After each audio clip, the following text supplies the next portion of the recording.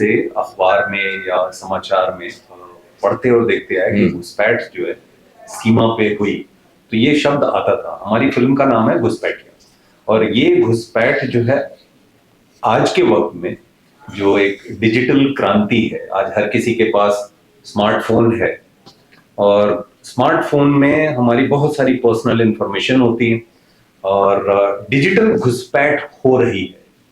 और आपसे बेहतर कौन बताएगा कि लोगों को उन किन चीजों के बारे में अवेयर रहना चाहिए, क्या गलती होती है तो आपके साथ क्या कुछ हो सकता है। बिकॉज हमें कॉल्स आती हैं बैंक के कम खोटा लेकर के या अलग अलग तरह की। तो प्लीज सर थोड़ा इसके बारे में हमें बताएं, बिकॉज हमारी फिल्म डिजिटल घुसपैठ के स्पेस में है, एंड आपसे बेहतर कौन बताएगा।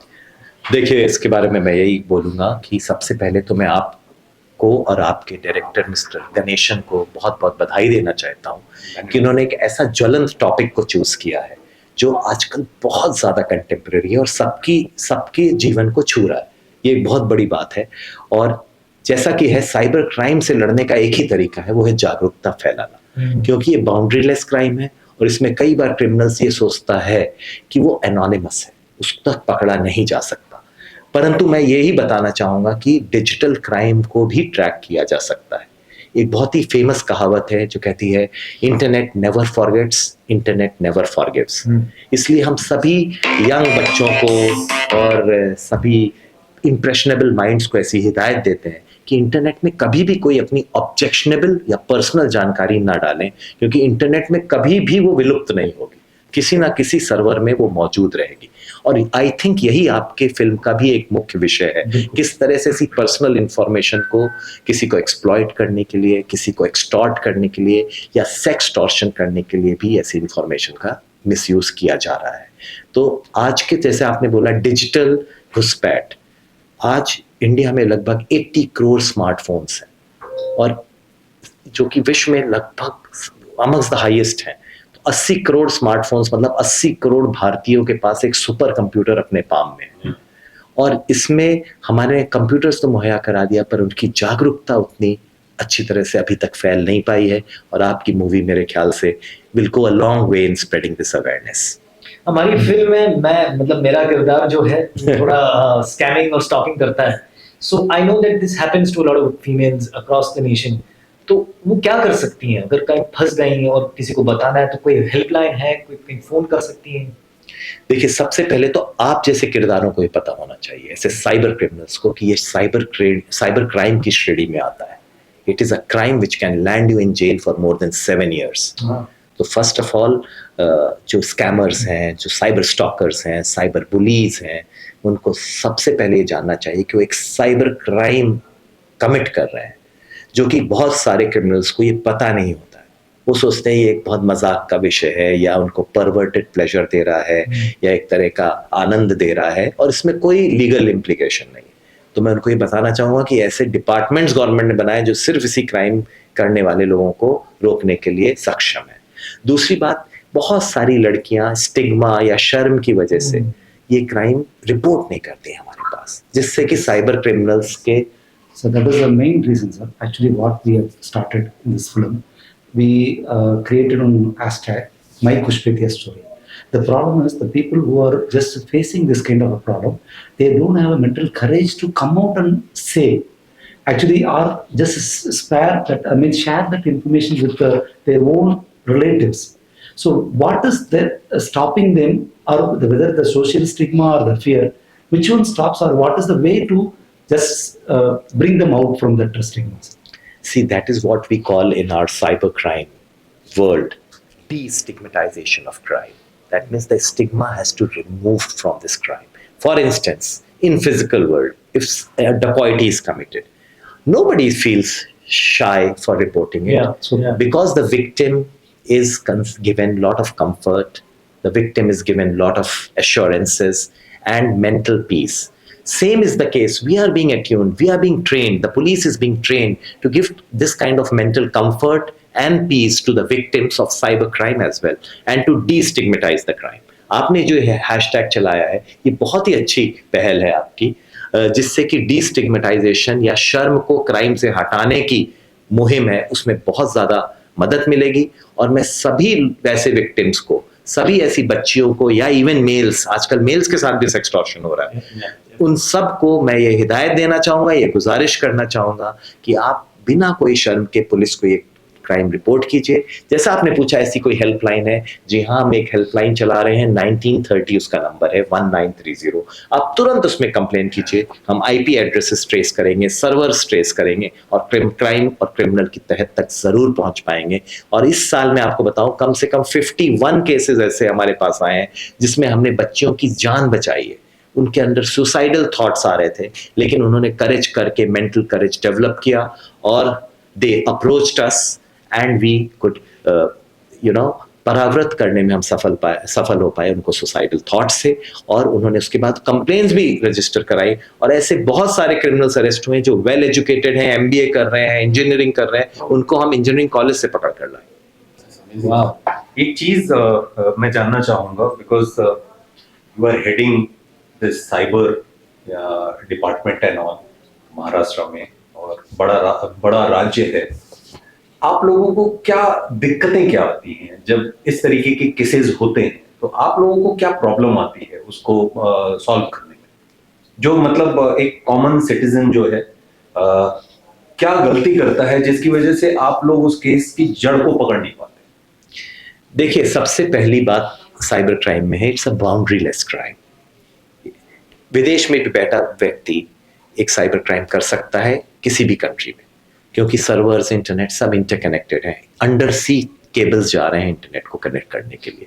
तो बाउंड्रीलेस होना एक बहुत बड़ा चैलेंज है। दूसरा, लोग फिक्टिशियस अकाउंट्स बनाते हैं, इम्पर्सोनेशन करते हैं और फिशिंग अटैक्स करते हैं। ये क्या होते हैं मैं आपको बताऊंगा। इम्पर्सोनेशन मतलब किसी और की आइडेंटिटी पे अपना अकाउंट बना लेना, किसी और की डीपी चुरा के अपनी डीपी बना के। फिक्टिशियस अकाउंट, किसी फर्जी अकाउंट बना लेना। तीसरा है फिशिंग अटैक, मतलब किसी ओरिजिनल वेबसाइट या ओरिजिनल पोर्टल से हूबहू मिलता जुलता अपना अकाउंट बना के ऐसा प्रतीत कराना कि वो ओरिजिनल है। फॉर इंस्टेंस, एक मॉब्लैंड की वेबसाइट किसी ने बनाई और नकली पेन बेचना चालू कर दिया मॉब्लैंड के, कम रेट पर। 2 साल तक उसका व्यवसाय चलता रहा। बाद में मॉब्लैंड को समझ में आया तो उसने हमें कंप्लेन दिया, और मॉब्लैंड कंपनी की कंप्लेन में हमने उस फिशिंग वेबसाइट को डाउन कराया, अरेस्ट किया उस पर्सन को। लेकिन 2 साल तक उसने काफी पैसे बना लिए नकली मॉब्लैंड पेन बेच कर, और लोगों को पता भी नहीं चला, जो कंज्यूमर्स हैं उनको लगा उनके पास असली पेन है। तो ऐसा बहुत सारी चीजें होती रहती हैं। तो ये एक बहुत बड़ा चैलेंज है। दूसरा चैलेंज है वीपीएन टेक्नोलॉजी, जो कि वर्चुअल प्राइवेट नेटवर्क है, जिससे लोग अपना आईपी एड्रेस को मास्क कर लेते हैं या छिपा लेते हैं। डिजिटल वर्ल्ड में या इंफॉर्मेशन सुपर हाईवे में जैसे कि सेल फोन्स होते हैं, वैसे आईपी एड्रेसेस होते हैं, इंटरनेट प्रोटोकॉल एड्रेसेस, जिससे कि व्यक्ति की पहचान हो सकती है, किस व्यक्ति ने ये कमेंट पोस्ट किया है, किस व्यक्ति ने इस तरह की चैटिंग की है इत्यादि। उस आईपी एड्रेस के ऊपर वो मास्क लगा लेते हैं थ्रू वीपीएन टेक्नोलॉजी के थ्रू। तो उस तक पहुंचना और मुश्किल हो जाता है, क्योंकि हमको वीपीएन से भी पूछना पड़ता है कि ये मास्क किसने लगाया, और वो वीपीएन किसी दूसरे कंट्री जैसे ईरान या पाकिस्तान में बैठा हुआ व्यक्ति चला रहा है, तो उससे इंफॉर्मेशन लेना बहुत मुश्किल हो जाता है इन सब चीजों की वजह से। लेकिन साथ ही साथ मैं कहूंगा कि इंटरनेट क्राइम या साइबर क्राइम सबसे आसान भी है डिटेक्ट करना, क्योंकि डिजिटल फुटप्रिंट्स कभी भी किसी सर्वर से मिटती नहीं है। वो डिजिटल फुटप्रिंट्स हमेशा मौजूद रहती हैं। आप अगर फिजिकल क्राइम करें तो हो सकता है फिंगरप्रिंट्स मिट जाएं, हो सकता है व्यक्ति की पहचान लोगों के दिमाग से इरेज हो जाए, लेकिन डिजिटल फुटप्रिंट्स वैसी की वैसी हमें किसी ना किसी सर्वर में, विश्व के सर्वर में मौजूद रहती हैं, और उनसे क्राइम कभी भी डिटेक्ट किया जा सकता है। वो हमेशा रहेगी। सर, आरबीआई को कुछ एक्शन लेना चाहिए कि जैसे इन लोन ऐप्स को या इनको बंद किया जाए, जिससे ये क्राइम कुछ कम हो पाए? जी हाँ, ये एक्शन लिया जा रहा है। लोन ऐप्स पे हमने कई चाइनीज नेशनल्स तक को अरेस्ट किया है। और दूसरी बात हम आपको ये बता दें कि काफी सारी लोन ऐप्स को हमने मिनिस्ट्री ऑफ टेलीकॉम से बोलकर बंद भी करवाया। लेकिन ये एक मशरूम की तरह है, हमेशा नई नई वेबसाइट्स आती रहेंगी।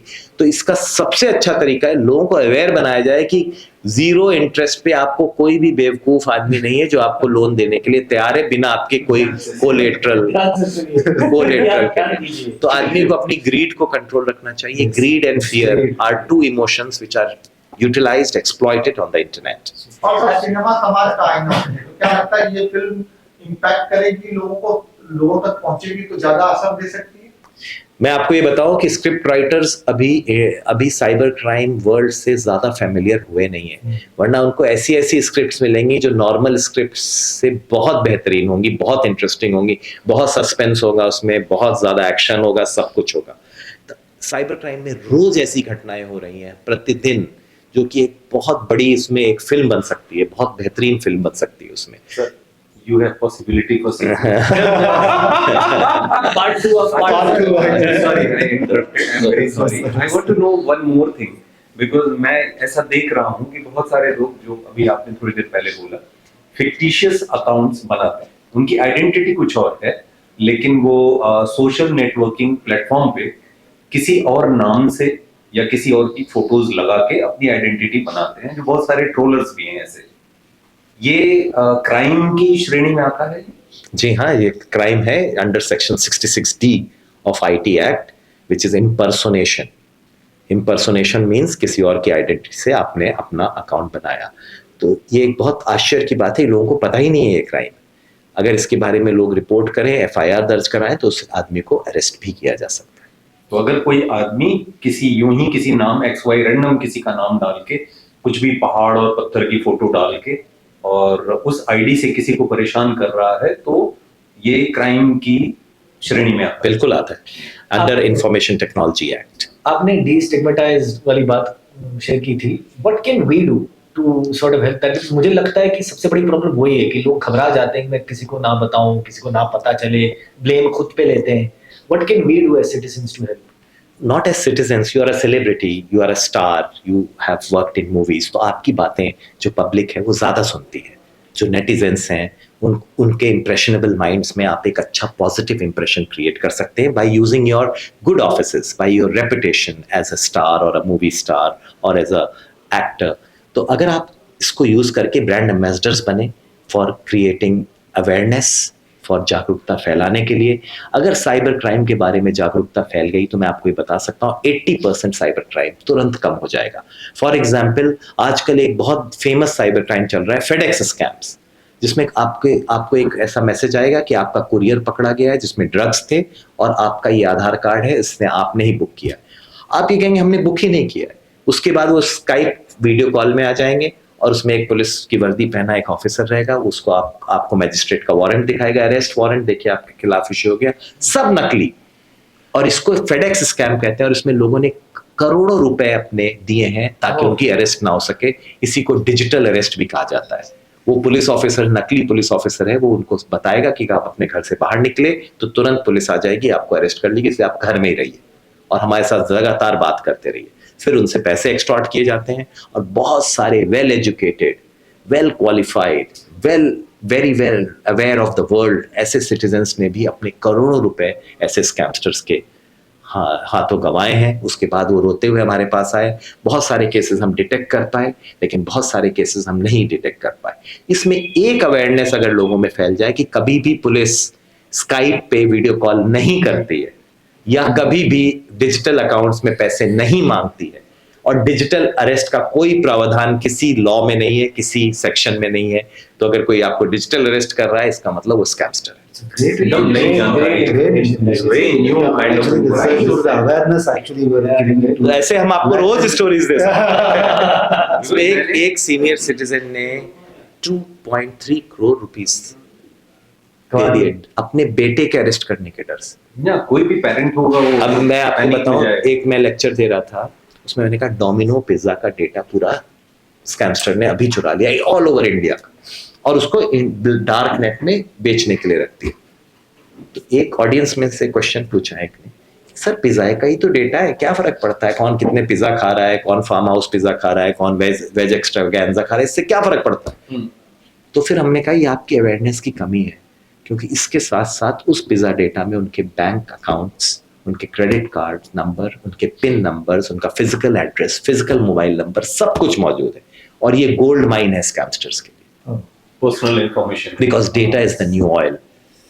सर ये जो क्रिमिनल्स होते हैं ये ज्यादातर यंगस्टर्स इससे ज्यादा आकर्षित होते हैं क्या सर? ऐसा कुछ है क्या? They feel that it is easy money and they can attract more audience, is it? देखिए, cyber crime has now become world's number 1 organised crime syndicate. आपने नार्कोस, ड्रग ट्रैफिकिंग की मूवी सुनी होगी जिसमें एस्कोबार वगैरह के बारे में बताया, उन सबको बहुत पीछे छोड़ दिया। वो सब उनके सामने बहुत ही बौने रह गए हैं। साइबर क्राइम $6 ट्रिलियन की आज इंडस्ट्री है, जो कि मोर देन डबल है इंडिया की इकोनॉमी। इंडिया की पूरी इकोनॉमी जोड़ दी जाए तो भी 2.5 से 3 ट्रिलियन डॉलर है। ये $6 ट्रिलियन को ऑलरेडी वर्ल्ड ओवर क्रॉस कर चुका है। Number one organised crime syndicate in the world. तो बहुत सारे ऐसे गैंग्स हैं जो इसको अपने प्रोफेशनली चला रहे हैं। फ्राइडे को आप देखेंगे उन्होंने एक साइबर क्राइम या एक वायरस इंट्रोड्यूस किया, फिर जाके मंडे को देखते हैं क्योंकि सैटरडे संडे उनको भी छुट्टी मिलती है। तो इस तरह की एक इंडस्ट्री चल रही है। इस इंडस्ट्री को रोकने के लिए awareness is the best weapon. आज यहाँ पे Sir, just you have done a lot of research on the cyber things. No, I am the head of cyber. These all come naturally to me. Yes, sir. So, what do you think that this is because 20 years back, this crime was not there in the listed crimes. So it's a new crime in this 20 years. So what could be the future in another 5-6 years? How we have to prepare to face this? It's like what you said. No, it's a threat. It's a threat of this century, biggest threat. How we should be prepared for this? So the best way to tackle technology crime is technology itself. That means we have to upgrade our act. We have to upgrade our technologies. इसीलिए हम Maharashtra cyber security project launch कर रहे हैं, जिसमें world के सबसे best softwares जो कि क्राइम को रोक सकते हैं, जिनको हम टूल्स बोलते हैं, टूल्स, टेक्नोलॉजी, सॉफ्टवेयर, एक ही छत के अंदर हम ला रहे हैं। इजराइल से हमने सोर्स किए हैं, यूएस से, जर्मनी से, हर जगह से सोर्स किए हैं। इसी के साथ साथ हम 150 साइबर एक्सपर्ट्स को भी हायर कर रहे हैं, क्योंकि हम पुलिस वाले आईपीएस ऑफिसर्स या पुलिस भी या जनरल पुलिस में, आज हम यहाँ पे कल ट्रैफिक में हो सकते हैं, परसों नार्कोटिक्स में हो सकते हैं, कहीं पर भी जा सकते हैं। तो लेकिन 150 ऐसा मैन पावर रहेगा जो हमेशा साइबर फील्ड में रहेगा और वो ऐसे क्राइम्स को डिटेक्ट करने में एक्सपर्टीज करेगा। लेकिन ये सब करने से भी ज्यादा महत्वपूर्ण है आप जैसे फिल्म मेकर्स और फिल्में बनाएं, लोगों को अवेयर करें और लोगों को बताएं कि एक नया मोडस ऑपरेंडी हर दिन साइबर फील्ड में आता है। तो वो नया मोडस ऑपरेंडी को रोकने के लिए बहुत सारे टेलटेल साइंस होते हैं। वो मूवीज, डॉक्यूमेंट्रीज, पोस्टर्स, एडवाइजरीज के थ्रू हम लोगों को अवेयर कर सकते हैं। So, sir, listening to many words from sir, can we plan something that we कुछ script आपके ज़हन में कुछ आ रही है ऐसे? Yeah, that's what I think. Just The film we made right now, I think it's a right subject. It's a right subject. Actually, what do you think, अभी हम एआई के शुरुआती दौर में हैं, तो आपको क्या लगता है ये किस तरीके से इस्तेमाल किया जाएगा? ये जैसा अभी आपने बताया, हमें तो पता ही नहीं था कि $6 ट्रिलियन का सिंडिकेट है। तो ये कितना खतरनाक है और कितना सहयोगी होगा आपके लिए? देखिए, artificial intelligence is a new technology. कोई भी नई टेक्नोलॉजी लॉन्च होती है, उसके प्रॉस भी होते हैं, कॉन्स भी होते हैं। तो हमें ये देखना चाहिए कि ये टेक्नोलॉजी बहुत सारी तरह से अपनी ह्यूमन एग्जिस्टेंस को मोर कन्वीनियंट या कंफर्टेबल बनाएगा। One of the biggest example is driverless cars. आज से 2 साल बाद आप इंडिया में ड्राइवरलेस कार्स देखेंगे। ड्राइवर की जरूरत नहीं, कार्स अपने आप अपना रूट में जीपीएस के द्वारा चलेंगी। थोड़े दिन बाद आप ड्रोन्स देखेंगे, जो आदमी बैठ जाएगा, उड़कर दूसरी जगह पहुंच जाएगा। These are called driverless drones. तो ये सब टेक्नोलॉजी बहुत दूर नहीं है, इनका ऑलरेडी ट्रायल्स हो रहा है। 1-2 साल में ये सब आर्टिफिशियल इंटेलिजेंस पे बेस्ड है। परंतु आर्टिफिशियल इंटेलिजेंस अगर गलत हाथों पे पड़ जाए तो it can have disasters consequences also. For example, deep fake and deep new technology. Deep word का होता है डीप लर्निंग। डीप वर्ड का मतलब है डीप लर्निंग, मतलब कंप्यूटर को भी लर्न कराया जाता है और उससे आपका एक नॉर्मल वीडियो को हम किसी भी तरह का वीडियो बना सकते हैं। न्यूड भी बना सकते हैं, हम आपको कोई कृत्य करते हुए दिखा सकते हैं आर्टिफिशियल इंटेलिजेंस के तहत, यहां तक कि आपको ऐसे वर्ड्स बोलते हुए दिखा सकते हैं जो आपने कभी बोले ही नहीं। अभी रणवीर सिंह हमारे ऑफिस में आया, उसको दिखाएगा बीजेपी के खिलाफ बहुत सारी स्पीचेस दे रहा है, जिसने कहा मैंने तो ऐसी कभी स्पीचेस ही भी नहीं दी। तो उनके फादर के कहने पर हमने एक FIR रजिस्टर की और उस व्यक्ति जिसने वो वीडियोस बनाए थे उनको अरेस्ट किया। थोड़े दिन पहले आपने देखा होगा रश्मिका मंदाना का एक डीप न्यूड वीडियो आया, जिससे उनकी रेपुटेशन की उनको काफी एम्बैरेसमेंट हुआ। वो केस भी हमने हैंडल किया। तो इस तरह से deep new, deep fake technologies लगातार चेंज होती जा रही है। एक minute, just 1 minute, US council general से फोन।